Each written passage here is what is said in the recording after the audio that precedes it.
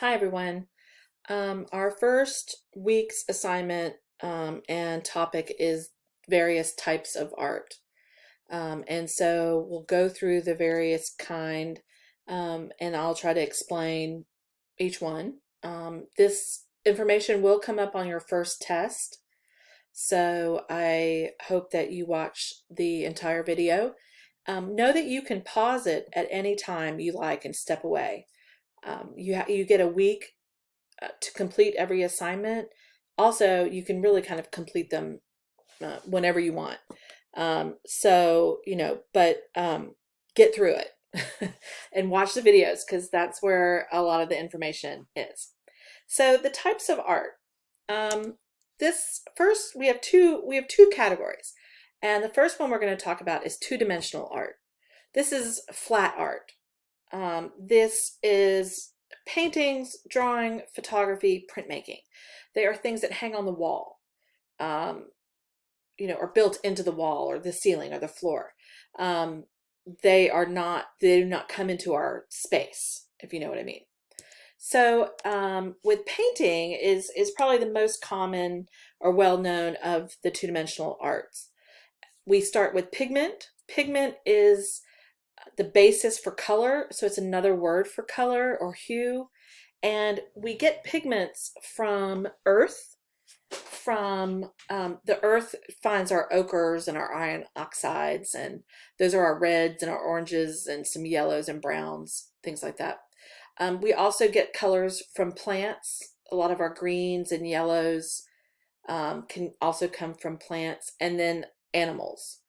And for example, there's some beetles and some snail shells that are crushed up.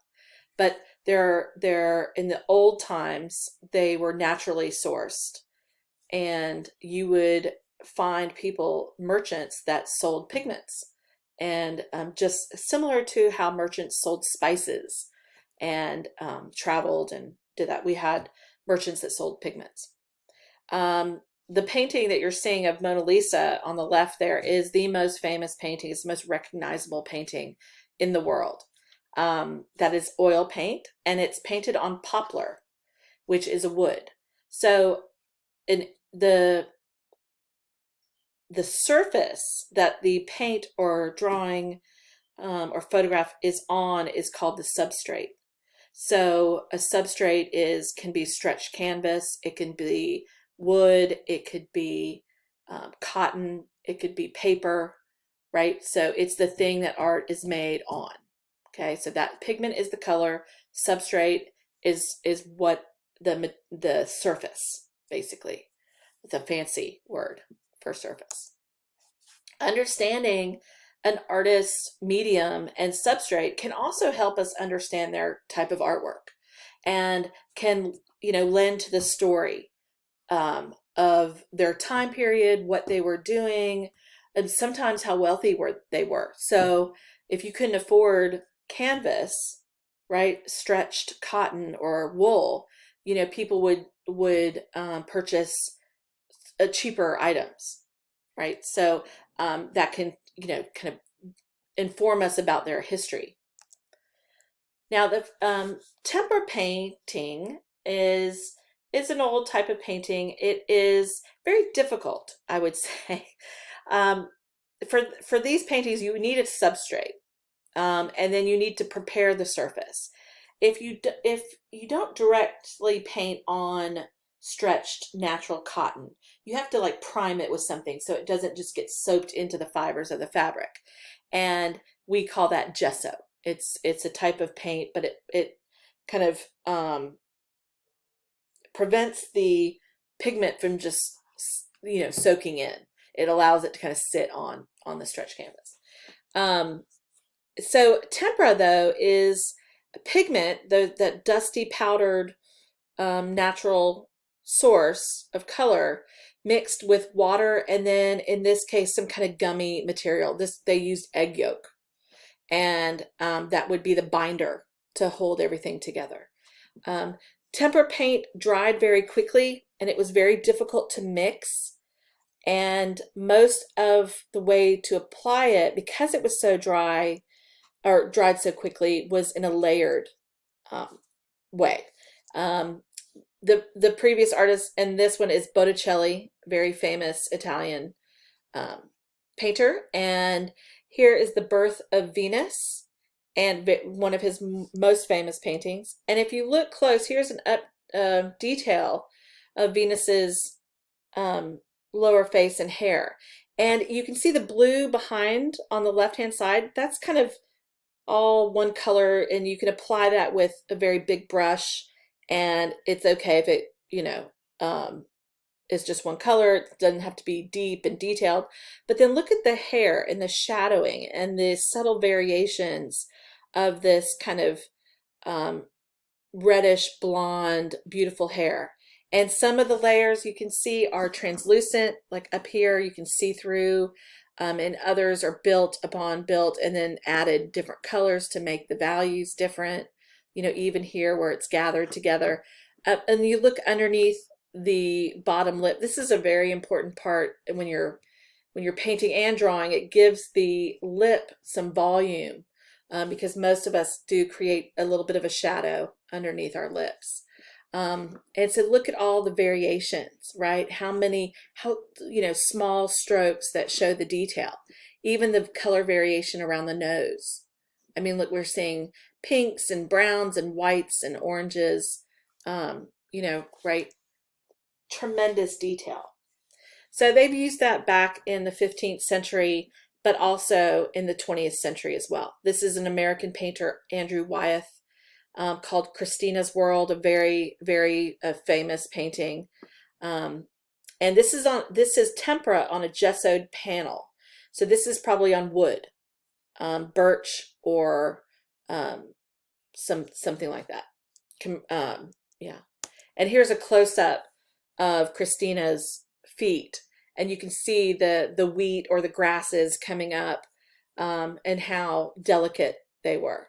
So one thing, this is just kind of an inside kind of information. To do detailed like that, you really have to have a wide selection of brushes. You don't want just all really big brushes that can make, all the background, but you need small, delicate brushes. And they're sized by the number of, they have numbers associated with them, but also the more delicate brushes have zeros. So how many zeros is the less hairs in that brush. Now, oil painting is the most popular painting material. You do need a substrate, and it needs to be prepared, so it has to be gessoed. But oil is a very versatile medium, and I think that's why a lot of artists use it, because oil takes so long to dry that you can spend days on a painting and come back and still scrape stuff away, or still you can mix the paint directly on the canvas if you want, right? So it just allows you to process your work over a longer time. It can be thinned with linseed oil, and it's in fact linseed oil that makes some oil paints. And here's an example. So it's like making dough. If you've ever made your own pasta, you you kind of put the pigment down and build a well, add the oil into it, mix it, and then just keep mixing it. And the little glass piece, you press that through, and it just kind of makes sure that with pressure and the movement that the oil is mixed in. So if you want to make the paint a little bit looser, you don't add water, right? Because oil and water don't mix. You add more oil. So you add more linseed oil. Okay, and it will act differently. Yeah. So here's another very famous artist, Claude Monet, who used oil paint. And his use of oil paint, is very quick-handed, heavy strokes. Well, there's also some smaller strokes in there as well, but very soft, I would say. And this is another artist, Gustav Klimt. You may have heard of him. This is his very famous painting, The Kiss. He's Austrian, and this is oil paint and gold leaf on canvas. So here he's using mixed media. Anytime you add in something else, so here he's collaging in gold leaf, which you can buy today at a craft store. It's really pounded very thin and then attached to the painting. If it was oil paint with drawing materials or cutout magazines or photographs, that's also mixed media. Okay, but you can see there's 3 different artists who use oil very differently, and there's a number. I mean, this could go on and on and on. The different ways that people use oil. Oil sticks, this is one of my favorite things. They're like a souped up crayon. They are, they hold like a pencil or like chalk or crayons. They're a little wide. And you can draw with them and make marks with them that feels different than with a brush. It's expensive. Oil paint, the downside of oil paint is that it's expensive. Each stick is maybe $6 to $7, maybe more. And you can go through them really quickly. So oil, while it's got some really good points, the downside is the money, the cost. And so that's why a lot of people in the modern world in 1960, acrylic paint was created. And so a lot of artists who were sick of paying for the oil paints, switched to acrylic. Now, acrylic, the invention of it was actually not made for average people. It was actually industrial paint, used to paint airplanes, various stuff that would be outside, industrial things, right? But it's very quick drying. It's a plastic resin mixed with pigment and water. But it was cheap. It was cheap. And it was for a fraction of the cost of oil paints. And the thing with the artists in the 1960s, that were the pop artists and other artists at the time, they were making really big pieces. And so they would spend a lot of money if they weren't using acrylic to make these massive pieces. This I'm not exactly sure of the size, but it could be up to 20 feet long. Maybe 10 feet tall and 20 feet long. And so for cost purposes, acrylic really kind of attracted a whole new style of art, and they allowed them to go bigger, for not as much money. Here's another. The previous one was a Roy Lichtenstein, and this one is a Roy Lichtenstein. Keith Haring, a street artist, turned gallery artist, also used acrylic. Other painting mediums are watercolor and gouache. Gouache is kind of a more saturated watercolor. It's more expensive, and if used, in a more concentrated way, kind of looks like acrylic. It has a, opacity to it that you can't see through. Whereas watercolor, when it's used the way you use it, is it has a, translucent aspect. And I'm not sure why, but my guess is the reason these aren't as popular, that we don't know as many artists that use these materials, is purely because the art world, the people that run the museums, the people that run universities and art history programs, they're a bunch of snobs. They are. And they look down on gouache and watercolor. And I think because a lot of our grandparents or parents have used these, and it's seen as more of a common material. It's totally ridiculous, but unfortunately, the art world is a bunch of white old men, and they tend to be very snobbish about things. And there are places where people are always trying to buck the system, and sometimes it works and sometimes it doesn't. So these are just 2 other mediums. We won't see much of this in some of the more famous work.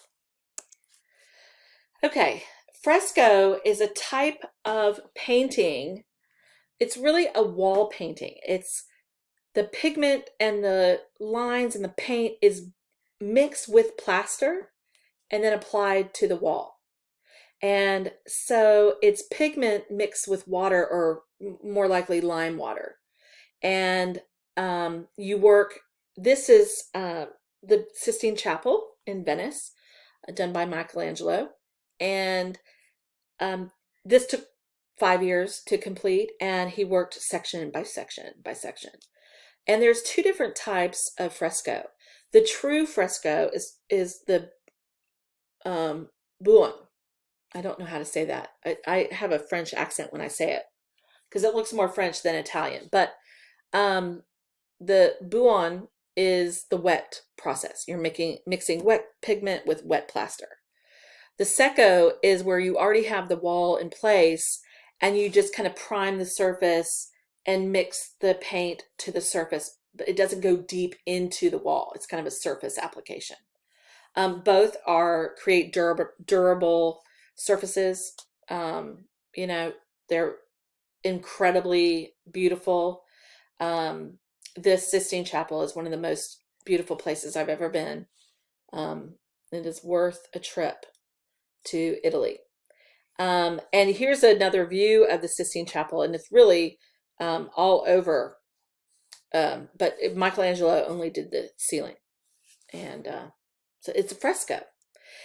You might see this in people's houses. Sometimes you see it in people's bathrooms or certain bedrooms and stuff like that.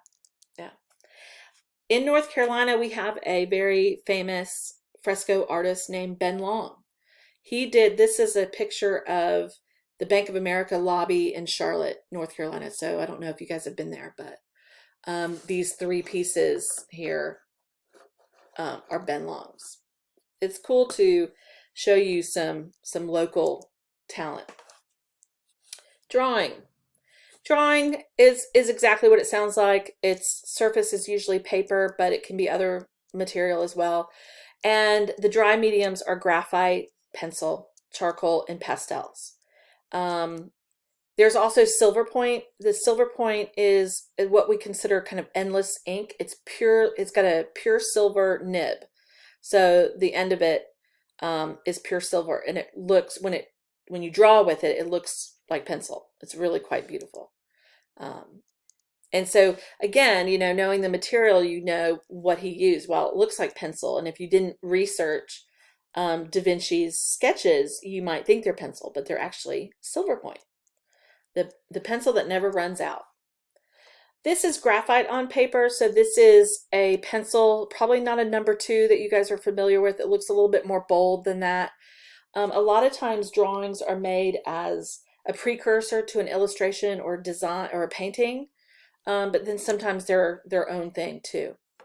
This is pastels. Pastel is basically colored chalk. Mary Cassatt, an English artist at the turn of the century. Beautiful work. Edgar Degas, French impressionist, always paints ballerinas or paints a lot of ballerinas. This is also pastel on paper. This is a graphite. This is pencil on paper. It looks like a photograph, but it's not. It's a drawing. It's a super realistic or photorealistic drawing. Wet medium with drawing is ink and pens.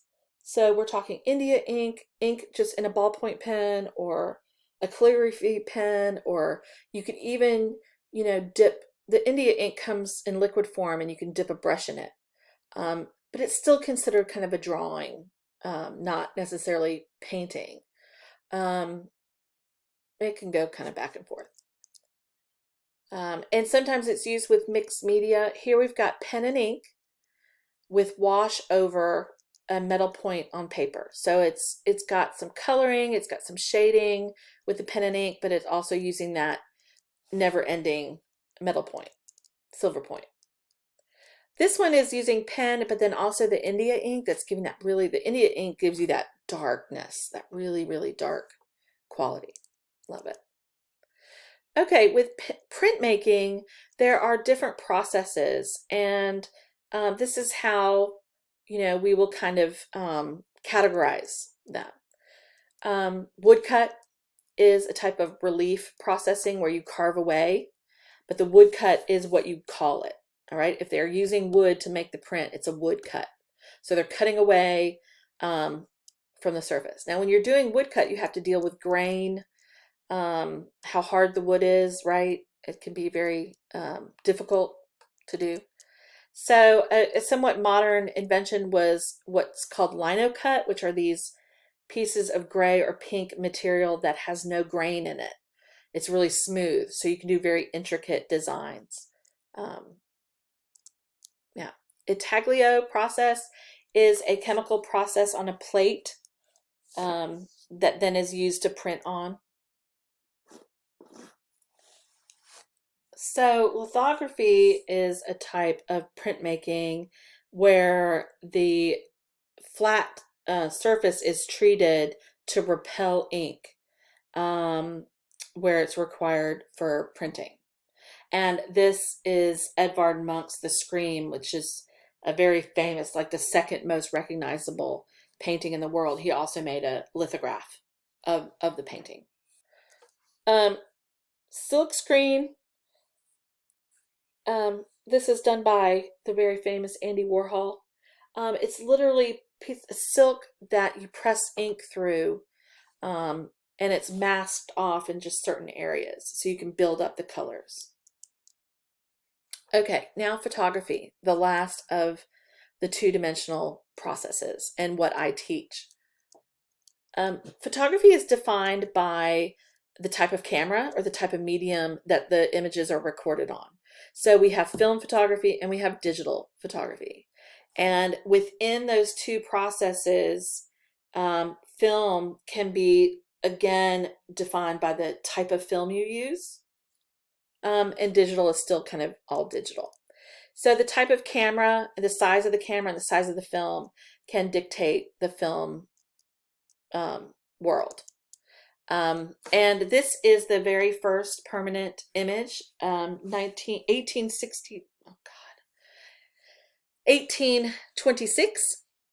It was taken outside of his studio. The exposure was 8 hours long. And still you can see the original pieces in the top left, but we enhanced it so you could at least see something in the bottom right. So it was the first permanent image, but it wasn't necessarily the most groundbreaking image ever. But in the film, you know, we had scientists trying to figure out all these different things, and the history of the invention of photography is actually very interesting because there were so many people working on it at once. But what you're looking at now is a picture of a darkroom. This is not the darkroom at Cape Fear, although we have a really wonderful darkroom. But once you develop your film, you enlarge your prints, and you do that in a darkroom with red safe light. And so film medium can also be called silver gelatin because there's silver in the film that we used in black and white, and there's silver in the paper that we use. This is real silver that we have to recycle before we can pour it out. It has real silver in it. Digital is, again, just kind of all cameras can be all digital cameras can be categorized as digital, even your cell phone. And you need a computer, a really good software, and a printer to do that. Yeah, they're both expensive processes. The image on the left here was taken about 1850s, late 1850s, maybe even 1860s. And the image on the right was taken 1940s. And so the image on the left, the exposure is still very long. It's probably over 10 minutes. The only people that are recorded are the people standing still, not moving. And that would be this man getting a shoe shine right here. This is the middle of the day. There are people walking, there are carriages and all that kind of stuff, but they're not recorded because they're moving. And so, you know, they're not there long enough. Jump forward 100 years or so, and this man, they have improved the camera so much that this man is forever frozen, this fraction of a second, right above the puddle, right? So, and now with digital, it just changes all the time. It's really kind of difficult to keep up. But photography has closely been linked to our reality. It can be heartbreaking. These are soldiers that died storming the beaches of Normandy, and it can be humor. It can find humor in things. We then learned that it can be manipulated, right? We decide what we're going to show of people. This is Marilyn Monroe, but she's not being the Marilyn we all know, right? She's thinking about something else. This image on the right is a manipulated image. It's a composite image that was actually done in the darkroom. But you can see the birth of Photoshop in the image on the right. Okay, three-dimensional art. This kind of artwork is different in that it has depth. So it means it's something you walk around, it's something you walk into, it's something that comes off the surface of something, right? So it's no longer just flat. It's everything else. It now has depth. So there are different types of sculptures. There are freestanding, where you can walk around the whole thing. That's all that freestanding means. You can walk around it. Relief sculptures, you can't walk all the way around. It's meant to be viewed from one angle, and it's protruding from a surface. We see it a lot in architecture, especially older architecture, Roman and Greek architecture, or from the various non-Western cultures as well. To do sculptures, sometimes you carve. You cut into material, you remove it.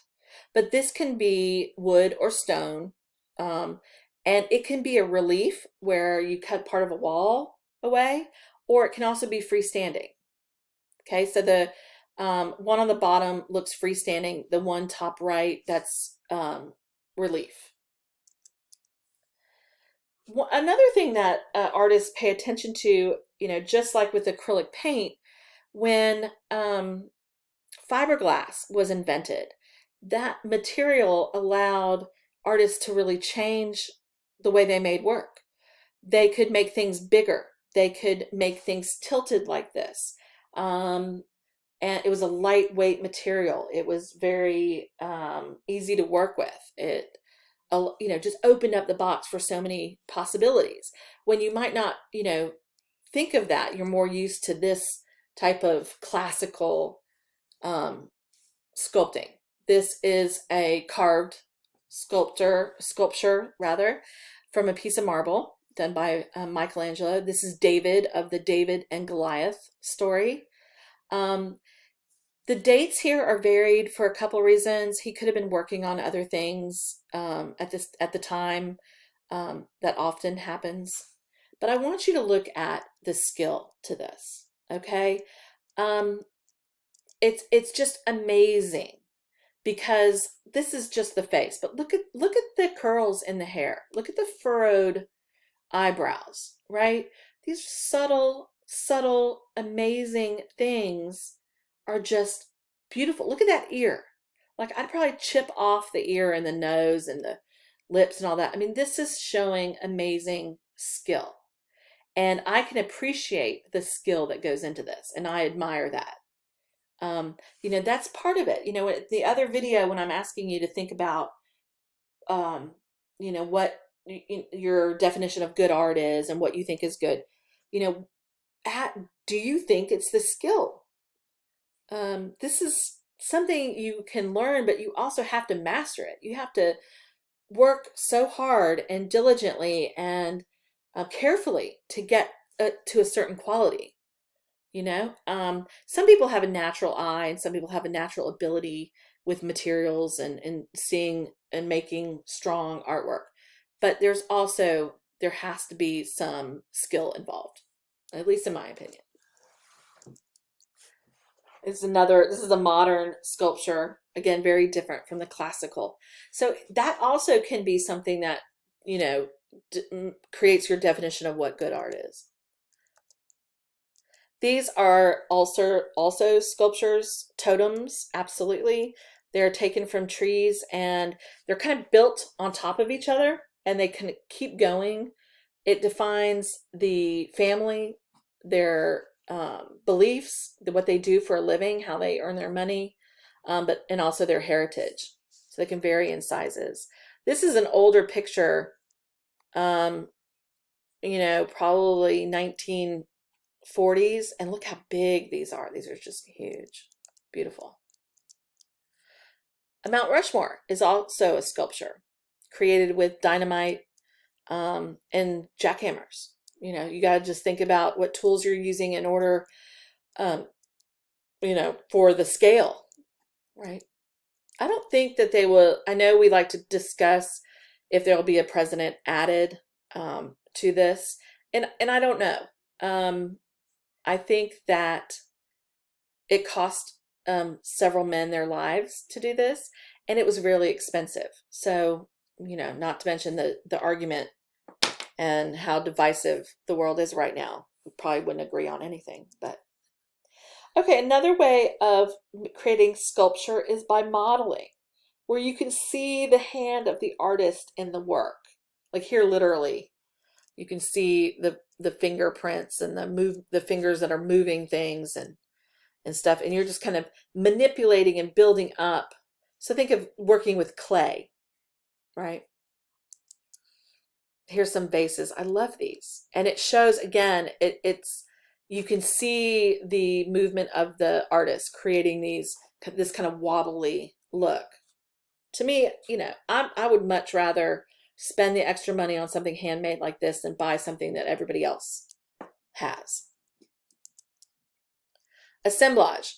Now, assemblage, I should tell you, can be two-dimensional or three-dimensional.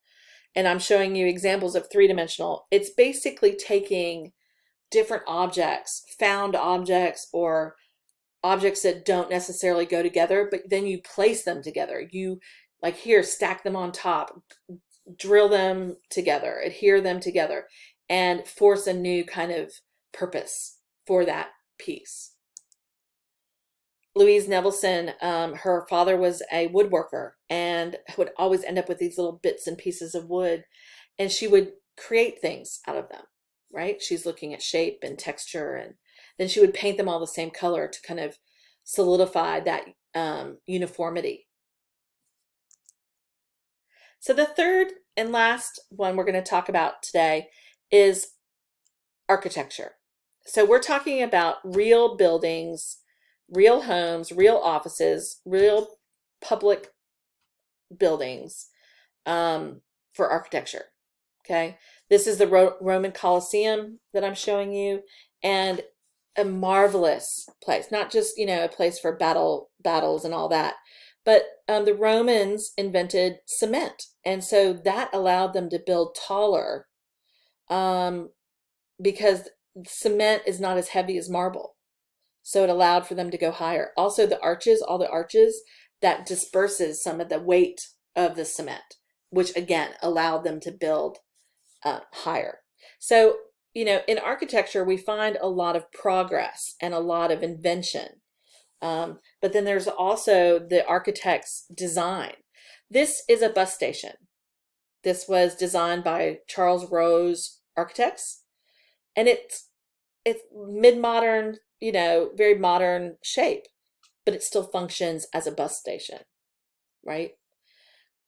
So very, very cool. Taj Mahal, this is on my bucket list. This is actually a mausoleum. It's a memorial for the king's fourth wife. I think it was his fourth wife who died giving birth to their 13th child. And this is completely balanced, completely symmetrical. If you draw a line from the top down to the bottom, it's exactly balanced. Even where the trees are growing is exactly the same. The funny story, this was built for his wife, and then he was going to build a black one just opposite, but he ran out of money building this. And when he died, he was laid to rest next to her, and that throws off the balance. That's the only thing. But it would have been cool to have a black and white one. That would have been very interesting. Okay, so your homework is to do this worksheet called Types of Art.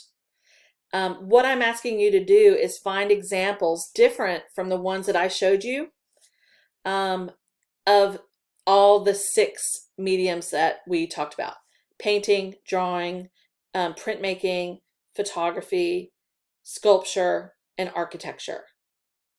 Okay. For next to for printmaking, it tells you the different things you should put down for materials. Same with photography. Don't just put camera. You will get that wrong. Or don't just put, print. Is it a woodcut? Is it a silk screen? What is it? You can do this in different ways. You can copy and paste this document, or you can just create a new document with your name on it that just says, 1, and then list the painting that you found. 2, list the drawing that you found. 3, list the print that you found, and so on and so on. And get that in. You have a week. So also let me know if you have any questions. I'm here to help. Yeah. So that's it. I hope you guys do well, and then we'll move on to the next assignment. Thanks.